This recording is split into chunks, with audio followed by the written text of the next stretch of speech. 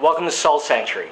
Today we'll be talking about Nike Dunk SBs versus Air Jordans. For many years, Air Jordans have been seen as the king of all sneakers. You can rock Kobe's, you can rock LeBron's, but even if your particular pair of Kobe's or LeBron's are more expensive than the other person's Air Jordans, to the untrained eye or to the non-sneaker enthusiast, the Air Jordans will still ring a much louder bell. So the question is, why are some Nike Dunk SBs more expensive than Air Jordans themselves? Why is the Nike Dunk Paris worth $6,000 to $7,000? The Pigeons worth $5,000, causing riots in New York City. And the Flom, that sneaker is worth $12,000. What kind of sorcery is Nike's relatively small skateboarding department, or SB department, pulling on us? Now I won't go into the history of both shoes, since that'll be really boring. Let's talk about design. When I say design, I mean leave the designers out of this. Who cares if Peter Moore or Bruce Kilgore or Tinker Hatfield actually made the shoe? What matters here is creativity, design, and technology. And let's not forget, longevity. Air Jordans have always had really well-loved designs, from Air Jordans 1 to 13. Now let's not talk about the other Air Jordans since they're not very important. Some of you might actually correct me and say, hey, you should have included the Air Jordan 14.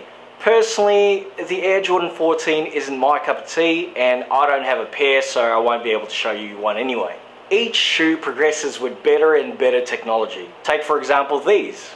Airbag units, 3M reflective print, patent leather, icy soles, lace locks. Did I mention patent leather? And even Louis Vuitton-like tan leather.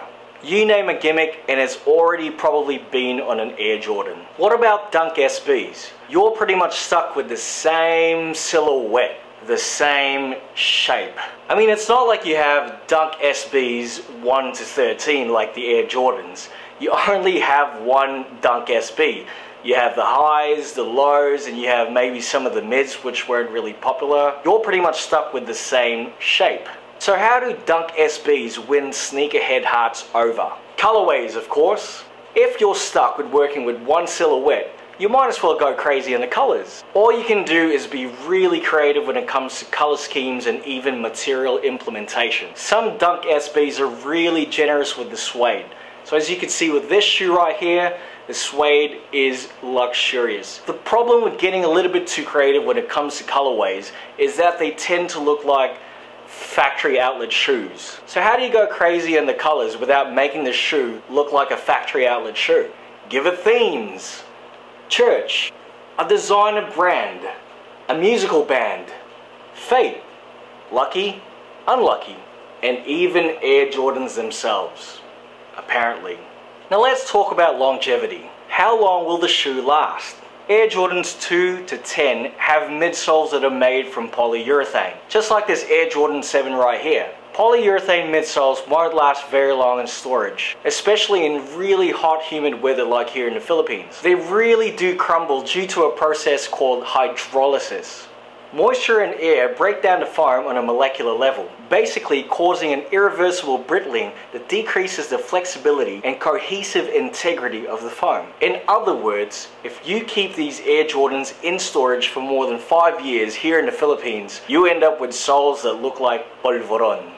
Air Jordans 11 to 13 have midsoles that are actually made from pylon and not polyurethane foam. Now pylon is sort of like foam, but then again much more durable than polyurethane. In terms of longevity, pylon would probably last somewhere in the middle of polyurethane foam and rubber. Air Jordan 1s have soles that are made of rubber. And just like Air Jordan 1s, Dunk SBs also have midsoles that are made of rubber. As you can see, both shoes actually look pretty much similar. With shoes like these, you could rock them and you could stock them. But with shoes that have soles made of polyurethane, it's probably better to just actually rock them so you could enjoy them before they crumble. Now let's talk about cost. Air Jordans start at $170. These go for really expensive on resale, but on retail price they start at $170. Some shoes like the Air Jordan 11 Gamma Blue start up at $200. It gets a little bit more expensive with more technology in that. Some Air Jordans are even worth $400 on retail, and that's not even resale value, that's retail value, just like this Air Jordan 1 Pinnacle. And what about Dunk SBs? Nike Dunk SBs start at around $95. If you have a Dunk SB on retail, and that's retail price, not resale price, that's more than $120. That's a little bit too expensive, but the resale value of these could be really, really expensive. Take for example this Dunk SB right here, the Uncle. The Uncle started at around $110 or $120 on retail. Right now, its market value is around $850. So as you can see, Dunk SBs start off really cheap compared to Air Jordans, but the price increase is pretty much the same, if not more. So where would you go for value for money and investment potential? I'd say the Nike SB Dunks. So which is a better shoe? The Nike Dunk SBs or the Air Jordans? The answer is, it depends. If you're looking to collect and store a really expensive shoe, I'd say go for the Nike Dunk SBs. This isn't a very difficult choice to make. Nike Dunk SBs last longer than most Air Jordans. Then again, there is the Air Jordan 1, which also has a rubber midsole. The Air Jordan 1s will pretty much last the same time as the Nike Dunk SBs, so they're pretty collectible as well. The Air Jordans 11, 12, and 13 are all made of pylon with their midsoles. So it's not a bad idea to collect them either and store them because they might last relatively long. Definitely longer than Air Jordans 2 to 10, which have midsoles that are made from polyurethane.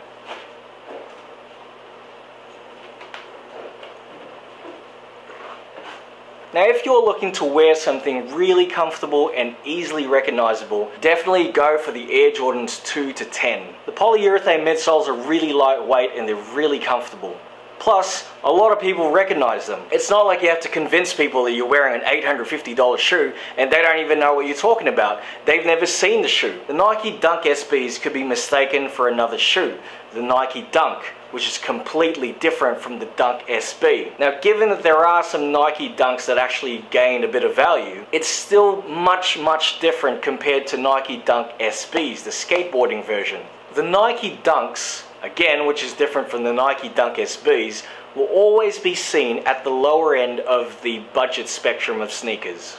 Air Jordans are Air Jordans. Maybe you have some cheaper versions like the Spizikes and all that, but if you're wearing a pair of Air Jordans, it'll be easily recognizable. And it's a bit of an incentive to have polyurethane foam that degrades in storage, because it actually encourages you to use your shoes.